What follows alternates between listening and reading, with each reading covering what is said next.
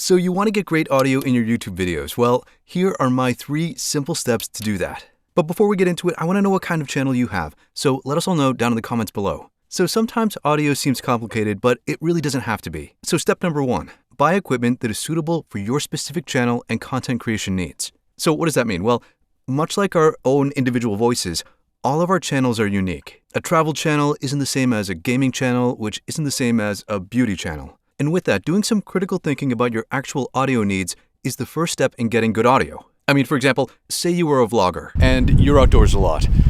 You would never buy a Blue Yeti microphone for your channel. No, you would do something different based on a lot of individual factors. Not just your channel niche, but also your style of content creation. So do you always face the camera when you're speaking? Or do you sometimes turn away to demonstrate something? Do you have experience with syncing audio in post, or do you just want something that records straight into your camera? Are you just trying to record your voice, or are there other ambient sounds in your environment that you want to capture as well? Identifying all these things will help you determine if you need a condenser mic, a shotgun mic, an omnidirectional lavalier, something that plugs into your camera, or anything in between. So once you've done a little research and made some audio equipment purchases, step number 2, learn and understand how to use that equipment to best suit your needs. Understanding your gear is fundamental to getting the best sound quality out of it. Okay, so say for example that we have a gaming channel and we've decided to go with a shotgun microphone. We've boomed it up over our head, which is typically where we would think a shotgun mic should be. And it's picking up our voice pretty good when we're sitting at our computer. Unfortunately, we have one of these guys, a mechanical keyboard. So when we're typing at it, yeah, you can hear how loud it is. But the bigger problem is when we are typing and trying to talk at the same time. Because the mic is pointed both at our mouth and at the keyboard, there's no isolation between our voice and the keyboard noise.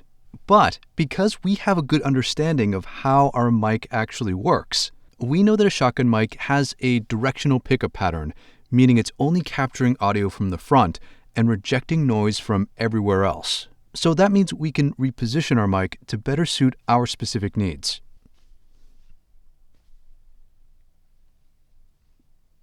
So in this configuration, the mic is still out of the view of my monitor. It's pointed directly at me to pick up my voice clearly, but my keyboard is now in the area where it rejects sound. So listening to the keyboard alone, it sounds like this. But when I'm using the keyboard and also talking, you can hear that there is a significant difference between my voice and the keyboard noise, making this a much better recording situation. The quick brown fox jumped over the lazy dog. The quick brown fox jumped over the lazy dog. And then step number 3, get closer to your sound source. So let's go downstairs and I can show you what that might look like. Okay, so now we're here in my living room, which is probably the worst place in my house to shoot a video. I know. I'm trying to make a video, bud. I'm trying to make a video. Why? Because it is a totally untreated space. It has hardwood floors and sound bounces off the ceiling and walls and every place else. Right now I'm shooting on my Sony ZV-E10 with my new favorite microphone, the Rode VideoMic Go 2. It's mounted on top of the camera and it's getting a nice wide shot, so the camera is about, 4 feet away from me. So this is not the ideal audio setup. But for tip number 3, we are going to do the most simple thing, and it will improve our audio tenfold. That's right, we move the microphone physically closer. And this does a couple of things. Well, first of all, generally it's always a good idea to get your microphone as close as you can to the subject being recorded.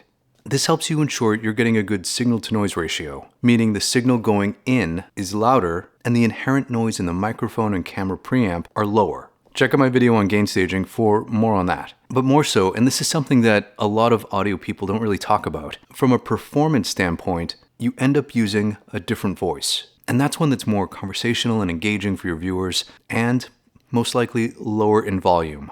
And that's really the key, because when your microphone is mounted on top of your camera, subconsciously you feel the need to project to be louder so that your microphone, which is 4 feet away from you, can actually pick up your voice. But when it's right here in front of your face, you don't necessarily feel that same need to be loud. And then that means there's less reflection off of all of the hard surfaces, even in an untreated room. So even without changing any audio record levels on our camera, we already have a much better sound.